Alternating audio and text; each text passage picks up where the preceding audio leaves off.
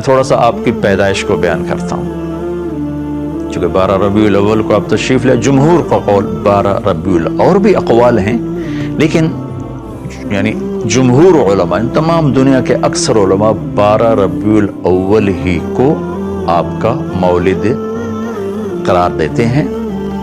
8 کا قول بھی ہے، 9 کا قول بھی ہے، 10 کا بھی ہے، لیکن جمہور علماء عرب و عجم 12 پر اکثر کا اتفاق ہے، لہٰذا اسی کو ہی ساری دنیا میں خوشی کا دن سمجھا جاتا ہے، بنایا جاتا ہے، منایا جاتا ہے۔ تو میں چونکہ اکثر سفر میں ہوتا ہوں، یہ بہت عرصے کے بعد پہلا موقع میں پاکستان میں ہوں، ورنہ 12 ربیع الاول مختلف ملکوں میں آئی، ہر جگہ اللہ کے فضل سے لوگوں کو دیکھا، بڑے ذوق شوق سے آپ کی یاد میں مختلف طرح سے لوگ اس خوشی کا اظہار کرتے ہیں۔ تو پیر کی رات، پیر کی صبح 12 ربیع الاول، اصحاب فیل کا واقعہ کچھ 6 ماہ ہو چکے ہیں، 22 اپریل 571 عیسوی، اور صبح کے 4:20 یہ 4:20 میں اس لیے کہتا ہوں کہ 22 اپریل کو مکہ میں صبح صادق کو 4:20 پر ہوتی ہے۔ پہلے سے اعلان ہو رہے ہیں کہ ہمارے نبی آ رہے ہیں، من انفسکم، قبیلہ قریش میں سے آ رہے ہیں، اور سب سے اعلیٰ خاندان ہاشم میں سے آ رہے ہیں۔ تو آپ کے پاس اس وقت شفا بنت اسود، یہ عبد الرحمن بن عوف رضی اللہ تعالیٰ عنہ کی والدہ ہیں، یہ بطور دایا کے لیڈی ڈاکٹر کے حضرت آمنہ کے ساتھی، آمنہ بنت وہب بنو زہرہ میں سے ہیں۔ تو آپ کی پیدائش صبح صادق کے وقت ہے، آپ پیدا ہوئے، سارا کمرہ خوشبو سے بھر گیا، اور آپ کی جو لیڈی ڈاکٹر ہیں شفا بنت اسود، وہ بھی بعد میں ایمان لائیں رضی اللہ تعالیٰ عنہ۔ وہ حیران ہو کے دیکھ رہی کہ جب آپ دنیا میں تشریف لائے تو آپ کے جسم پر کسی قسم کا کوئی نشان نہیں تھا۔ بچے پیدا ہوتے ہیں، اپنے ساتھ کتنی ماں کے پیٹ سے چیزیں ان کے اوپر لگی ہوتی ہیں، آپ دھلے ہوئے صاف ستھرے باہر تشریف لائے۔ ناف اور آنت ملی ہوتی ہے، پر اس کو کاٹا جاتا ہے۔ ولد مختونا مخطوع السرہ، آپ کی ناف کٹی ہوئی تھی، آپ کا ختنہ ماں کے پیٹ سے ہوا تھا۔ صاف پاک پوتر پیدا ہوئے، وہ دیکھ کے حیران ہو رہی، اور آمنہ کو دکھا رہی، وہ بھی حیران ہو رہی۔ تو ماں کے پہلو میں لٹایا، جو ہی پیچھے ہٹیں تو آپ نے کروٹ بدلی، پورے سجدے میں گئے، فل سجدہ کیا لمبا۔ ماں بھی ڈر گئی، دائی بھی ڈر گئی۔ پھر اس کے بعد دونوں ہاتھ کا سہارا لے کر یوں پوری چھاتی اوپر اٹھائی، اور الٹے ہاتھ کا سہارا لے کر سیدھا ہاتھ اٹھا کر شہادت کی انگلی کو آسمان کی طرف بلند کیا، تو ایک دم نور ہی نور پھیل گیا چاروں طرف۔ اور حضرت آمنہ فرماتی ہیں کہ میں نے ایران کے، شام کے، حیرہ کے محل دیکھے۔ تو ڈر گئیں، بچے کو اٹھا کے گود میں لیا، تو ایک دم سارے کمرے میں ایک دھند بھر گئی، جیسے آج کل دھند ہے 2 فٹ پہ نظر نہیں آتا، سارے کمرے میں دھند بھر گئی، اور قریب گود کا بچہ نظر نہیں آ رہا۔ دھند میں سے ایک آواز آئی، طوفوا بہ مشارق الارض ومغاربہا، اس بچے کو مشرق، مغرب، شمال، جنوب سب پھرا دو، لیعرفوا باسمہ ونعتہ وصورتہ، تاکہ کل کائنات جان لے ان کی ذات کو، ان کے نام کو، ان کے صفات کو، اور یہ جان لے کہ یہی ہیں جن کے پیچھے چل کے منزل ملے گی، ان کے ہاتھوں میں ہاتھ دیں گے تو اللہ تک پہنچیں گے، ورنہ بھٹک جائیں گے، دنیا بھی برباد اور آخرت بھی برباد۔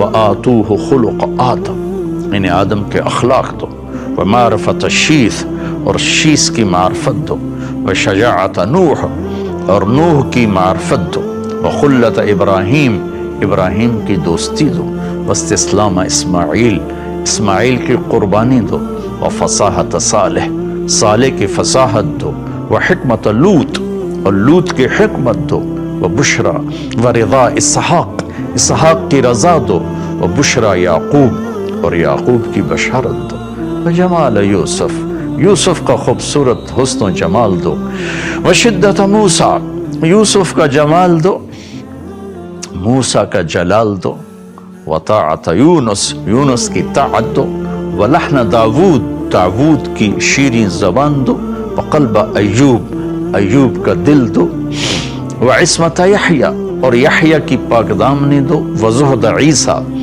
اور عیسیٰ کا زہد دو علیہم الصلوات والتسلیمات، وَأَغْمَسُوهُ فِي أَخْلَاقِ النَّبِيِّينَ، اور تمام نبیوں کے اخلاق میں، اس تمام نبیوں کے اخلاق اس بچے کو عطا کیے جائیں، ان اخلاق میں اس بچے کو غوطہ دیا جائے۔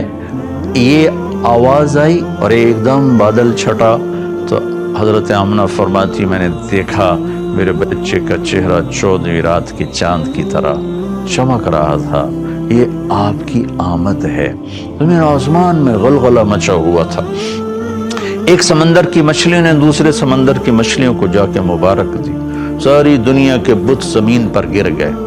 ایران کے لوگ آگ کی پوجا کرتے تھے، تو 1000 سال سے ایران میں آگ کے پجاریوں کا راج تھا، تو 1000 سال سے آگ مسلسل جل رہی تھی، اس میں اود کی لکڑی ڈالی جاتی تھی اور اگر کی لکڑی اور ڈالی جاتی تھی، ایک دم آگ بجھ گئی۔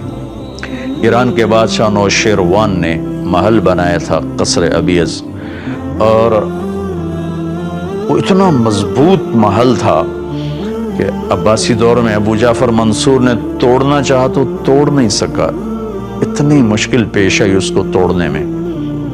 ایک دم اس کے 14 بڑے بڑے برج دھڑم سے زمین پر گرے،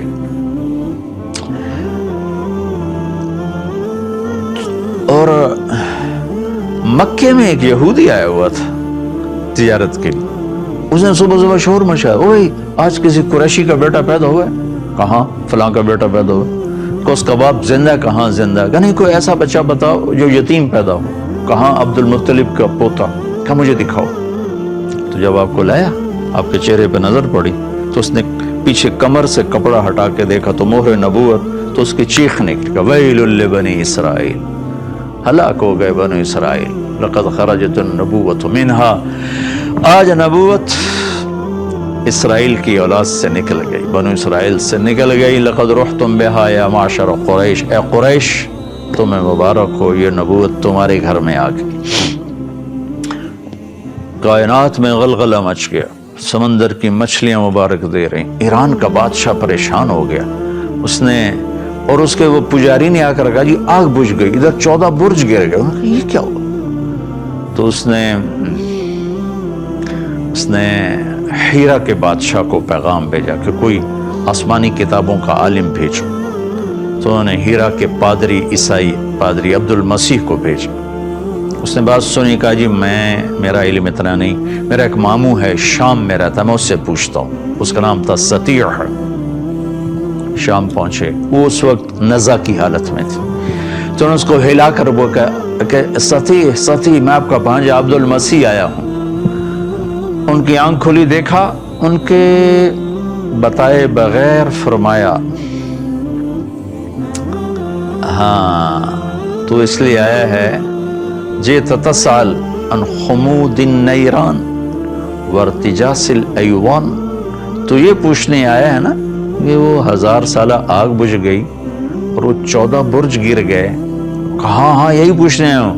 اذا ظهر صاحب الحراب وفاضت واد السماوة وغادت بحيرة صاوة وكثرت التلاوة فليس شام للسطيح شاما وليس فارس لعبد المسیح مقاما، کہ اے عبد المسیح ایران کے بادشاہ کو پیغام دے دے کہ آخری نبی ظاہر ہو چکے ہیں، جب قرآن کی تلاوت ہوگی اور صاحب عصا، آپ لاٹھی رکھتے تھے، لاٹھی والے نبی ظاہر ہوں گے، تو پھر شام سطیح کا نہیں رہے گا اور فارس عبد المسیح کا نہیں رہے گا، اور اس کی امت ان تمام علاقوں پر اللہ کا جھنڈا گاڑیں گے۔ یہ آپ کی پیدائش پر ہو رہا ہے، ابھی کسی کو نہیں پتا، یتیم پیدا ہو رہے ہیں۔ عبد المطلب تو ساری رات بیت اللہ کا پردہ پکڑ کے روتے رہے کہ میرے مالک، میرا بیٹا چلا گیا ہے، اس کو بیٹا عطا فرما تاکہ اس کی نشانی باقی رہے. انہیں کیا خبر کہ آج کون آ رہے ہیں, وجہ کائنات آ رہے ہیں, سبب کائنات آ رہے ہیں, اللہ کے محبوب ترین ہستی تشریف لا رہے ہیں جن کا نام اللہ خود رکھیں گے محمد و احمد. آپ نے فرمایا میرے اللہ نے میرے 10 نام رکھے, میں محمد, میں احمد, میں ماحی, میں حاشر, میں عاقب, میں فاتح, میں خاتم, میں ابو القاسم, میں طٰہٰ, میں یاسین. اور قرآن میں جاؤ تو شاہد, مبشر, نذیر, داعی اللہ, سراج منیر, عزیز, حریص علیکم بالمؤمنین رؤوف رحیم, المزمل, المدثر, طٰہٰ, یاسین. ایک کتاب ہے میرے پاس جس میں 1177 نام اللہ کے نبی کے لکھے ہوئے ہیں. 1177 نام. 1177 بھی تھوڑے ہیں, جن کی صفات کی کوئی حد نہ ہو ان کے لیے 1177 چھوڑ 11 لاکھ ہوں تو بھی وہ تھوڑے ہیں. تو یہ تو وہ ہیں جو علماء نے جمع کیے مختلف جگہوں سے, پرانی کتابوں سے اور مختلف اس کے مصادر مآخذ سے. تو من انفسکم کو بتا رہا ہوں, من انفسکم, ایسے پیدائش میں ایسے غیبی نظام, ہستی میں ایسے غیبی نظام, ذات میں ایسے غیبی نظام, اخلاق ایسے عالی شان, ذات ایسی عالی شان, اور ختم نبوت کا تاج سر پہ سجایا, اخلاق عالی, سخاوت عالی, محبت عالی, درگزر عالی.